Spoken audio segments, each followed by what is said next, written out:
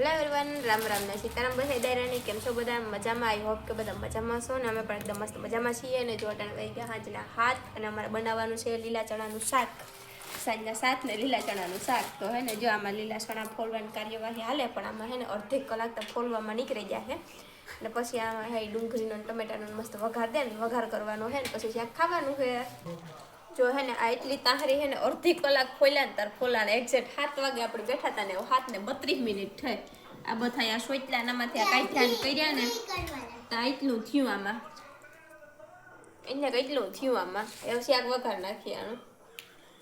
હાલો તો હે ને ફાઇનલ અમારા લીલા ચણાનું શાક બને ને હે રેડી થઈ ગયું એકદમ મસ્તીનું. ડુંગળીનો ટમેટાનો વઘાર દે ને મસ્ત બનાવી નાખ્યું હતું લસણવાળી ચટણી નાખેનો અસલની. ને જો અહીંયા રોટલા રેડી થઈ ગયા તો એને માખવાનું કામકાજ હાલે. ને આમાં કુકરમાં હે ખીચડી ને આમાં બધા હે ને ખાવા હાટું જો આમાં તૈયાર થઈને ઊભા માણસો બધાય. તો હાલો તમારે બધાયની વ્યારા કરવા હોય તો